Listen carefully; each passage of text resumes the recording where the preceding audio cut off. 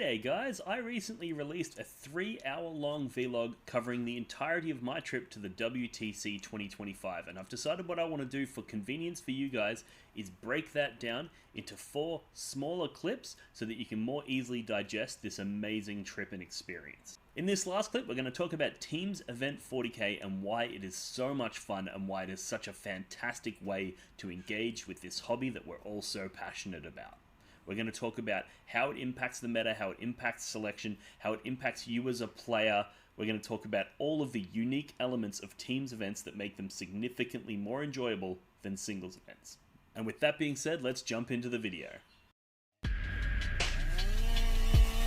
Look for the blood god.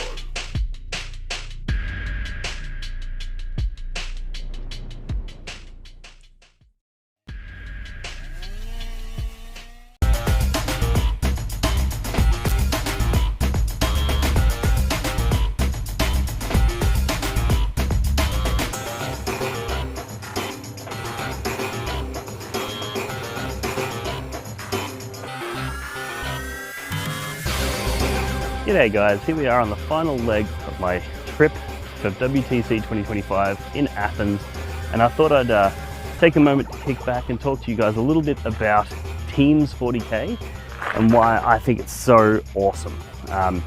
There's several reasons, and what I'm going to do is I'm going to pick a different backdrop for each one.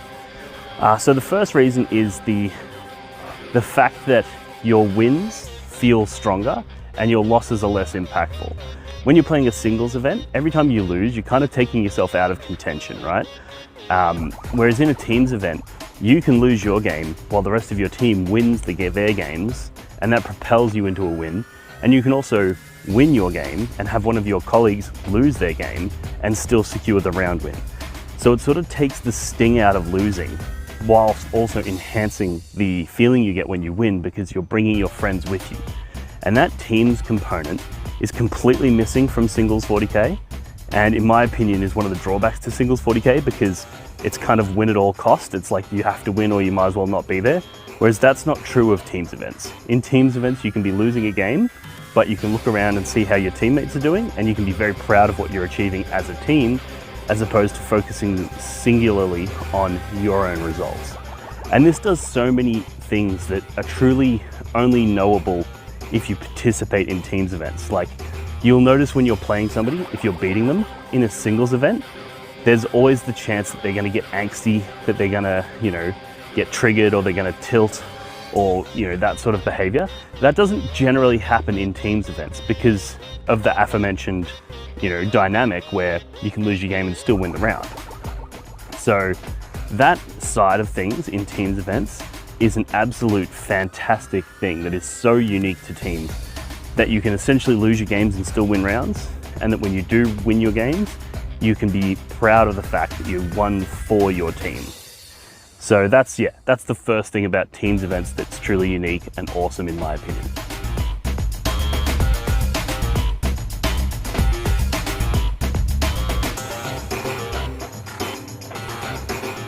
One of the other ripper things about the Teams 40K format is the way that the format itself influences faction representation. In a traditional singles event, you always end up with that one or two factions that absolutely dominate the top of the meta, and like half of the event are running either like Space Marines or Custodians or whatever the hot shit is at the time. Whereas one of the beautiful things about the Teams events is each faction is limited to 1 representation per 8-man team. So at the very worst, you're going to see a faction represent 1/8 of the field. And this allows for certain factions that may be underrepresented just because they're just outperformed by something else to be represented in the teams format. It's so much fun, and it allows for a much more diverse array of armies that you see on the tabletops.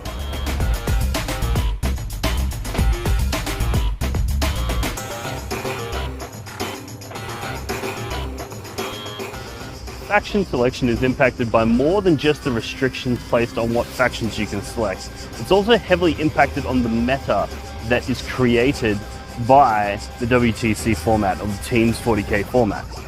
So for example, let's say you're a World Eaters player and you really struggle into things like say Death Guard or say Chaos Knights, or pick your faction at whatever point during whatever meta, there's always that one or two factions that your faction really struggles into. And if those two factions are hyper popular in the singles competitive meta, you're going to have a miserable time for the duration of those singles events, because you're really going to struggle to push through those really popular archetypes. Whereas in the teams format, that's not a problem, because you can come up with a pairing strategy that allows your world leaders to dodge the Death Guard or dodge the Chaos Knights or whatever it is that you're struggling with. And if you're dodging them, you're going to be able to get nice, easy games, or at least balanced games, into things like Eldar, into things like Space Marines, or whatever it is that you enjoy playing. And that's something that's unique to teams. You know, in the singles event, you get zero agency over who you play and what their faction is. Whereas in the teams environment, you do get some agency.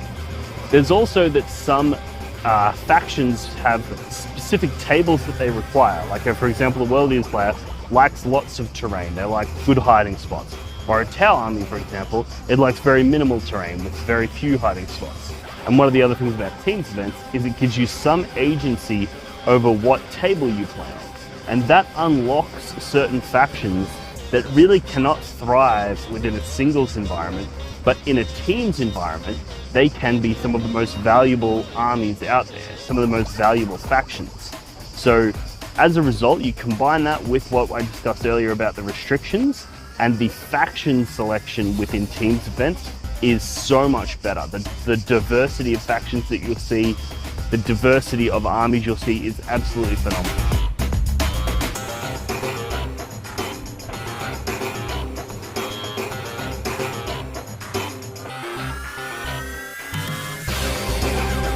Speaking of army diversity, one of the other things that's really cool about Teams 40k is that you can bring truly wild lists that you wouldn't be able to pull off in a singles environment. Think the 80 Khorne Berserkers from France this year, or the 30 World Leaders Terminators from my list in the previous year. These are things that have been unlocked exclusively by the Teams format, for the same reason that certain factions can be selected that wouldn't really work in a singles environment either, because those factions are able to weaponize certain table layouts or avoid certain matchups.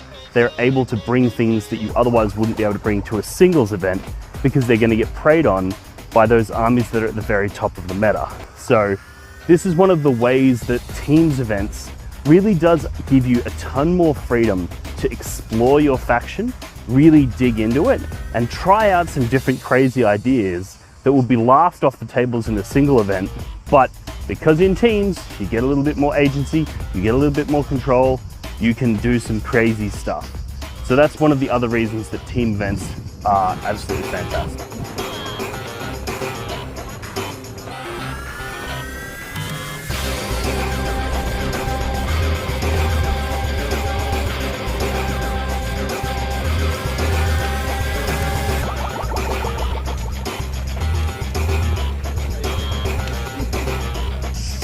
It's not just what Teams 40k does for you during the event and how it impacts faction selection and how it impacts your army, but there's some other really amazing things about what Warhammer 40k in the Teams environment does for you as a player.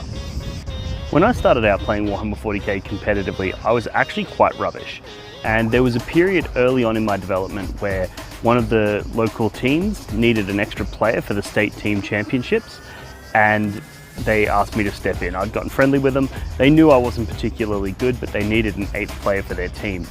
And the interesting dynamic here was we now had 7 players that were invested in my personal development.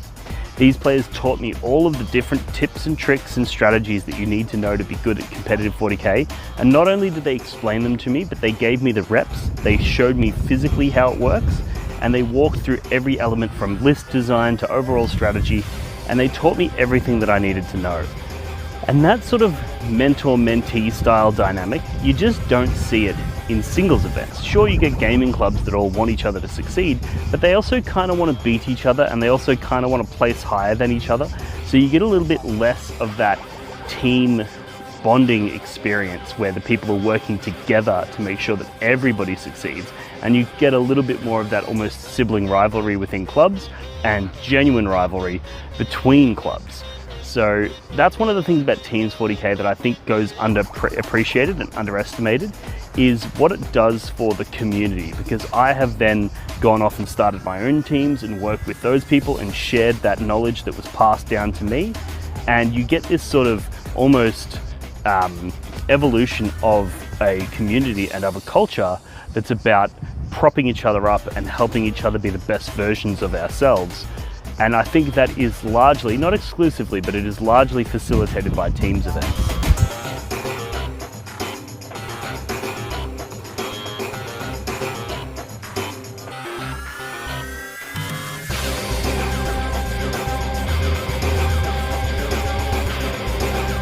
Alrighty guys, here I am at the Parthenon on top of the Acropolis in ancient Greece, and I thought what better place and what better time than to talk a little bit about my leadership philosophy going into the WTC of 2025.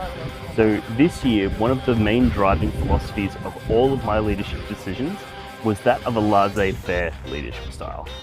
I've done a little bit of formal leadership training, not a ton, but basically the way I see it is there's essentially 4 main schools of leadership. You can have autocratic, which is like barking orders at people, telling them what to do. This is really good when you have people who don't really know what they're doing, or if you're in a situation that demands an emergency response, but that doesn't really apply here. There's the bureaucratic leadership style, which is where you basically create processes and procedures and defer to them regularly. I don't think that really applies here.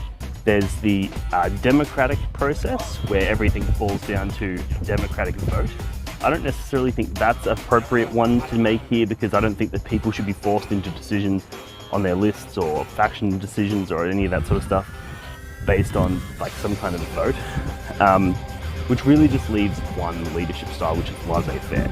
And the idea behind laissez-faire is that you are essentially getting the best people and then empowering them to make whatever decisions they need. A real like bottom-up leadership style, where basically they're free to do whatever they want, and if they require any assistance, that's when they would reach out to me and be like, oh Dean, here's what we need, here's what we want to do, can you advise on this? And I would be there to provide that leadership when needed, but primarily I wanted them to have maximum freedom to make the decisions that they did, choose their factions, write their lists, all of that sort of stuff. And that worked really, really well for us. We had some people making last-minute changes. We had some people making questionable decisions with their lists, but they backed themselves.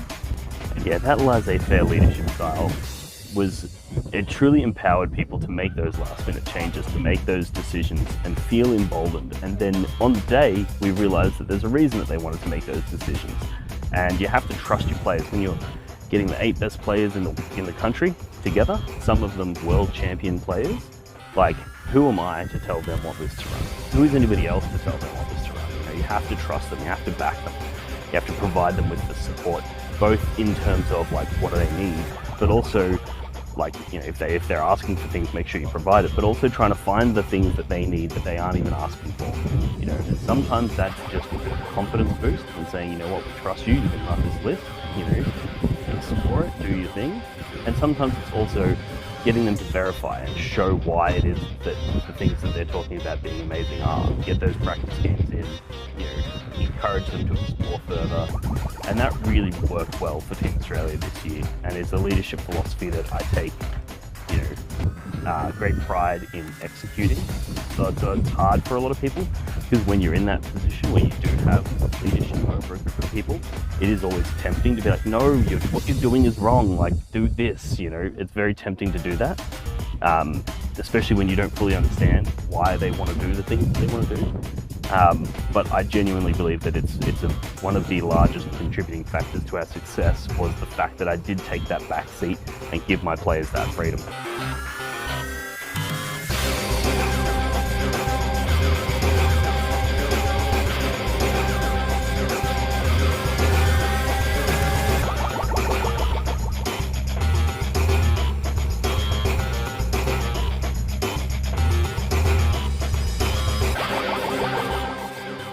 I did take a slightly different approach with the leadership when it came to the coaches. I made sure that I was on top of them and made sure that they were responding rapidly to my requests, and I performed a little bit more of an autocratic leadership style with them. And that's one of the key things about leadership philosophy, is knowing which types of leadership to deploy at which times, with which people, in which circumstances. It can be quite challenging being a leader. I also used a very democratic leadership style when it came to things like how we spent and what we did with team raising funds, like fundraising, and things like, you know, what we were going to do in those areas. That was a very democratic process because that's something that impacts everybody and everybody has equal, you know, claim to. So I'm not saying that there's no place for democratic leadership within 40K teams, and I'm not saying there's no place for bureaucratic leadership for that matter. It's just knowing which leadership style to deploy and when.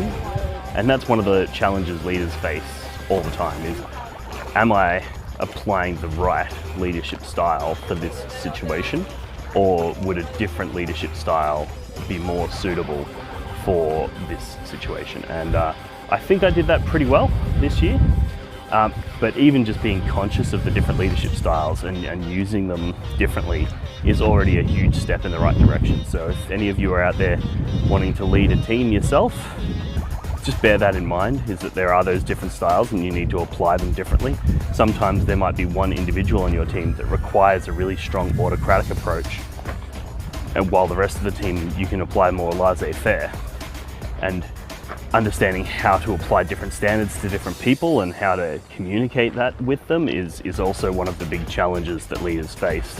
But all in all, very happy with my leadership philosophy this year.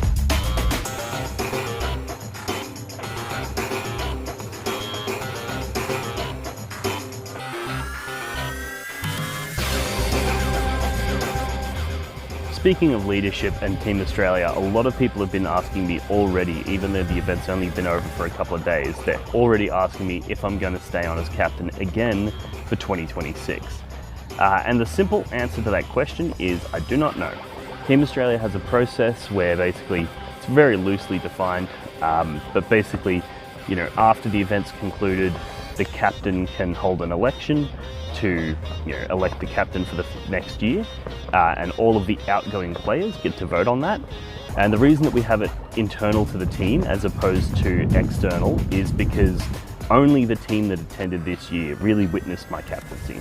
So only really they can judge whether or not I was an appropriate captain or not. You could argue that the broader Australian community should get a say because perhaps, you know, I did some stuff that the rest of the country, you know, don't approve of, or perhaps I, you know, could be being selfish and just electing my mates that can then continue to re-elect me, and then I re-elect my mates as players.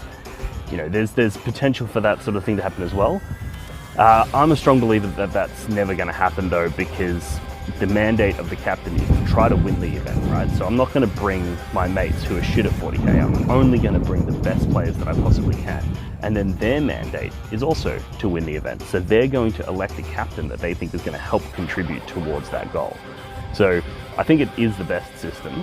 And then they're also going to see everything that their captain does. They're going to see how much work I do behind the scenes, or you know, whoever replaces me or whoever preceded me. They see how much work is done behind the scenes, and therefore they are optimally positioned to cast a realistic vote on whether or not the captain is appropriate or not. So essentially at some point I'll be putting up an election. I just need to decide you know, if I want to put my hand up and do it again. And if I do, I have no doubt that I will be re-elected because the team were very appreciative of all the work I did this year. However, I'm still undecided on whether or not I want to do that. And I think it's fair to give me, you know, a month or so to just unpack everything, because it is a ridiculous amount of work, a ton of stress, a ton of pressure to perform, and it's not entirely enjoyable. Like the post-event stuff is fine, and during the day on the event is fine, but the amount of work that goes into the lead up to the event, the amount of, you know, challenges that you have to solve is bordering on infinite, and it's really, really hard. And I think it's one of those things kind of like being a parent, where it's really easy to be a bad one, but to be a good one is very, very hard. I think the same thing could be said for being a captain. Anybody can be the captain, like you tick the box, you're a captain now, right? Anyone can be one. But to be a good one, it takes everything off you. And with me juggling my YouTube channel and my Victorian captaincy and my Australian captaincy, and then things going on in my personal life, it's just a lot. It's a lot. So I'm unsure on whether or not I want to continue. However, when I make that decision, I will then, take steps based on the Australian Charter on what happens there. If I decide not to, I will basically have to reach out to the team and the broader community and say, does anybody else want to be captain? And then however many people put their hands up, I will then oversee an election. So we can sort of figure out who will be taking the reins going forward and what their mandate's going to be and what their leadership style is going to be. There's a few people out there that I could think off the top of my head that would be very suitable for the role. So I don't think there's going to be a problem. I don't think Australia is going to see a dearth of leadership. We've got plenty of very talented leaders in our community. So I think Australia, regardless of whether I'm at the helm or whether it's somebody else, I think Australia in 2026 is going to be a force to be reckoned with. So yeah, that's sort of where we're at with that. I think I'll have a more accurate update on what my plans are for 2026 within the next 2 months maybe. I've also got a few things to work out at home, so I can't make any decisions yet.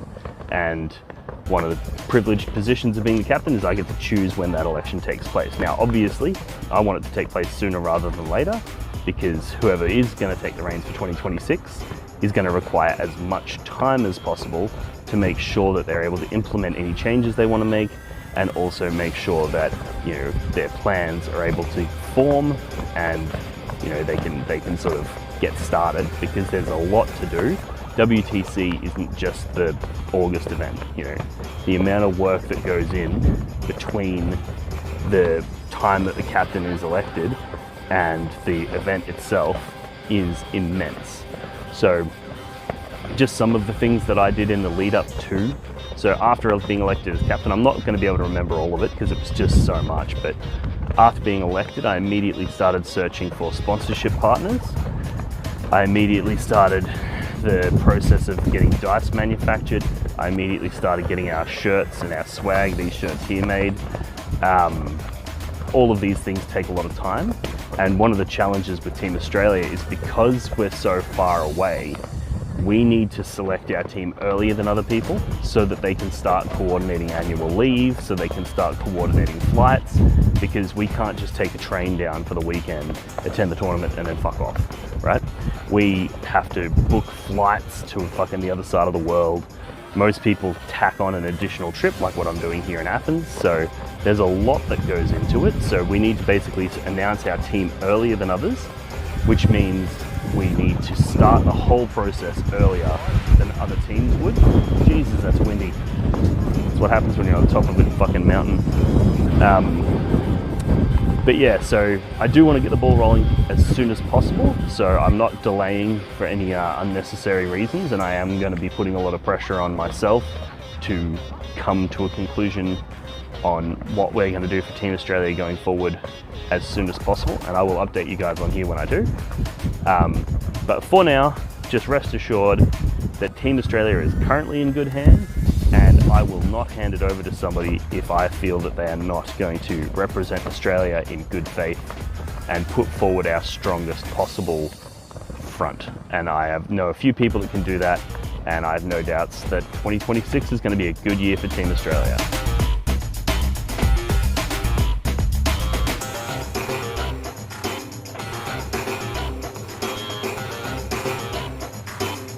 One of the consistent themes across all of ancient Athens is gods, right? There's temples built to gods, there's statues, there's monuments, and it got me thinking a little bit about, my sort of position on religion, and I thought I'd share that with you guys now because it sort of pertains to the event as well, and also just might be interesting. So I'm not a particularly religious guy. I don't follow any religions, wasn't raised religious. However, I would probably describe myself as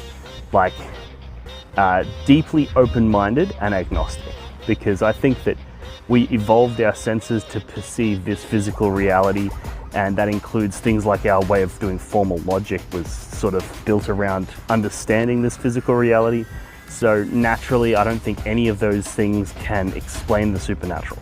So it's entirely possible, as far as I'm concerned, for there to be something out there that exists that is based on our current understanding of rationality and physics and our sense data is impossible. I think it's entirely possible that that's the case. And I think that you can see that in human behavior a lot. Now, this could just be a consequence of human psychology, but I find it interesting that when you're like, you really need to roll that successful charge, right? You kind of pray, right? Like you go, oh, fuck, please pass this save. Who are you fucking talking to? What are you doing? It's kind of a form of prayer. And, when you celebrate, I don't know. I just think that you can't fully separate the two. And I think any attempts to do so sort of, they hurt the human experience. I think the human experience is much richer if you allow for that to be a possibility. That there is some kind of force that unites us all, that also gives us access to deeper levels of understanding of reality and allows us to sort of, maybe it does influence. Maybe there is an influential structure to the world.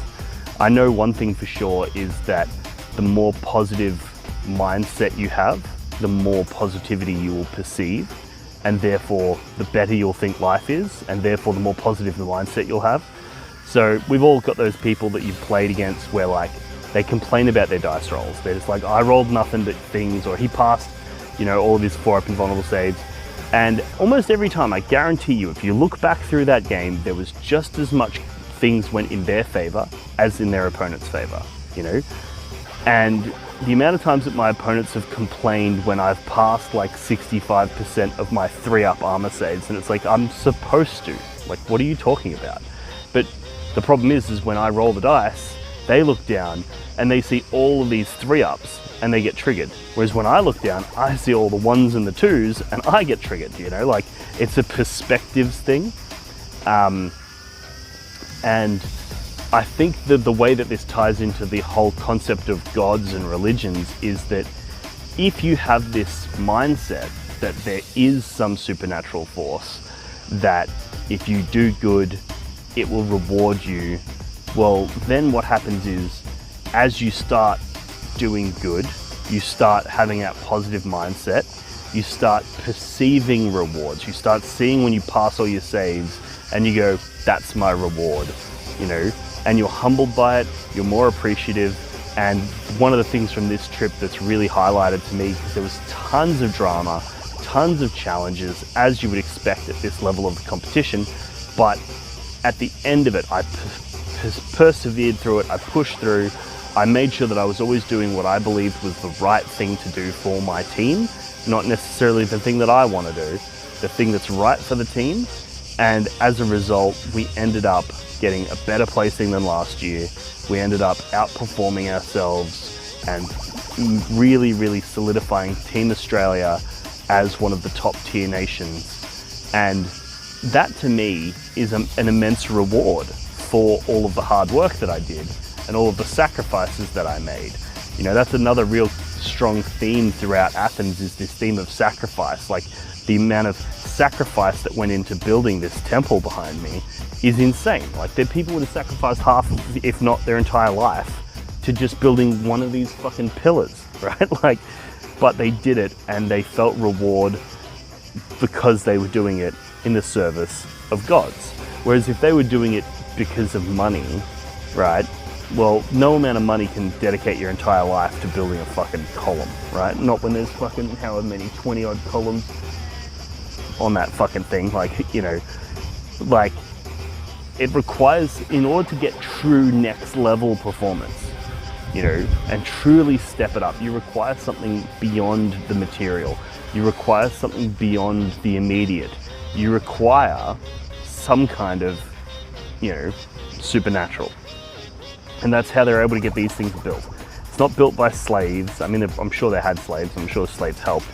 But you wouldn't, if you had 1 billion slaves and all you wanted to do was build an awesome thing for yourself, you wouldn't build this, This was built for the gods, These things were like, the Parthenon was built for the gods. And that sort of marvelous creation is only possible through that extreme sacrifice to the divine. And I think that whether or not you believe that it is a literal truth, and whether or not you believe the Christianity or fucking Islam or fucking maybe you believe in Zeus, I don't fucking know, doesn't really matter at the end of the day. As far as I'm concerned, just accepting that it's possible that there is something else is enough. You don't have to follow a specific doctrine. You don't have to perform any specific rituals or anything like that. Just going, you know what, it's entirely possible that out there is something else, something divine, something, you know, supernatural. And if you allow that possibility and then you go, okay, well, I'm going to do whatever I believe to be the right thing by that. You know, maybe it's just by your fellow man, who knows? That can give you the inspiration and the motivation to do epic things, like put together a team of some of the most volatile personalities in Australian 40K and make them work together. It's fucking an immense task. I'd almost rather try to build one of these cunts than try to manage these people again. But you know, like, that's an immense task, and it's achievable by that. And on top of that, you've got, you know, holding that team together is really hard work, but sacrificing the present for payoff in the future is essentially one of the lessons of most religions. And following that, even though you may not be following a specific religion, following those sorts of religious concepts helped me get through this trip and helped me enjoy this trip and prevented me from having any, like, you know, mental breakdowns over all the stress and all the pressure that was built up around me. So even though I don't have a specific God that I follow, and I don't have a specific religion that I follow, you know, I am immensely thankful for what those religious concepts have been able to provide for me in the terms of inspiration and motivation, you know, to be that self-sacrifice. And you'll notice that almost all religions point in the same kind of direction. You know, they all talk about things like self-sacrifice, they all talk about things like eternity, they all talk about things like subjugation to a divine. Now, you could be the skeptic, and you could definitely make the case that the reason that they do that is because they want to create a cattle class of people that they can control. And sure, maybe, but I think it's deeper than that. And I think what's actually happening is that there is some kind of divine, there is some kind of supernatural force out there. We just don't have direct access to it because we haven't evolved to have that access. We've evolved to identify fruit and animals and eat them and then fuck women. That's what we've evolved to do, you know? And all of this stuff on top is very, very hard to identify the truth value of it, but that doesn't make it false. Just because you can't identify the truth value of something does not make it false. And I highly doubt any of the existing religions got it right. But I also think that at the very least, they are all pointing to the same direction, and that direction is one that is true. And that is that you should be self-sacrificial, both in like temporarily, like, you know, sacrifice from now for the future, but also sacrificing from yourself for others. You know, the sacrifices that I put in to make sure that everybody on Team Australia had an enjoyable trip. Those are the sorts of self-sacrifices that I think are immensely rewarding in the end. They may feel horrible and painful at the time, but at the end of the trip, you look back on it and you're like, I'm glad I did all of those things. That was the right thing to do, and I'm now at peace. And whereas if I didn't do that, if I shirked my responsibility, my duty to my team, I wouldn't feel the same. So that's sort of where I sit on the whole gods thing. Maybe there is a fucking, you know, a multiplicity of gods, you know, maybe, who knows? You know, these cunts thought there was, and they were able to do shit like that. So maybe they were right, maybe they were onto something.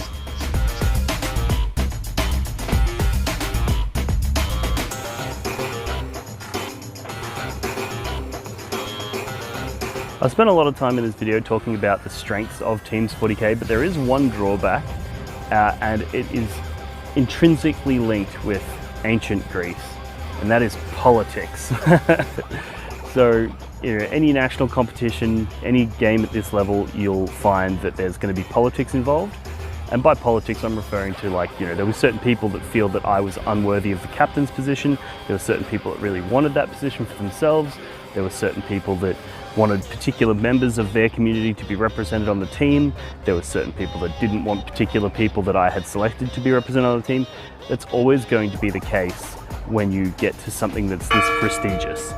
You're always going to end up with, a lot of people jostling for positions of power, and typically speaking, the people who want the power are the least deserving of it. And typically speaking, people are acting in their self-interest. They're not acting in the interest of the team. And one of the reasons that I actually took the position again this year after having held it last year was because I genuinely feel in my soul that I am doing this for the best of the team and the best of the country. I'm not trying to do this because I want some kind of glory, which is one of the reasons why I stepped down as a player and gave my player position to somebody else, because I'm not trying to do this to stroke my own ego or to, have some kind of legacy or anything like that. I just believed that at the time when I took captaincy, there was a lot of people jostling for positions of power within Australia, and I didn't want that to negatively impact our representation on the world stage. So I knew that there was, a lot of ways that this could go badly, but I felt that I had a decent shot at reuniting a lot of Australia and putting forward our best foot. And I feel like I did a pretty good job of that considering the circumstances. And even if I'm not involved with Team Australia next year, I will be, involved in that part of it, so making sure that it does still put forward our strongest, team, and making sure that anyone who is just vying for political power is as restricted as possible in their aspirations of doing so, because nothing kills a team or a fucking ancient civilization faster than corrupt politics. So that's something that I'm very conscious of, very aware of. Put in a lot of effort this year to make sure that that wasn't a problem for us, and I will continue to do so. It sounds worse than it is. At the end of the day, it's ultimately just a bunch of blokes playing war dollies, and there's not much that can really come of it more than that, but it can be quite frustrating and challenging to navigate. But I think I did a pretty good job of it, and I look forward to continuing to do so going forward.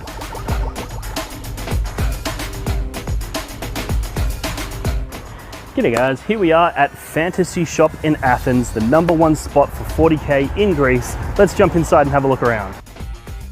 When you enter the Fantasy Shop, you're met with a huge range of collectibles, pop vinyls, a nice little playing area for 40k, as well as a huge range of Joy Toy action figures.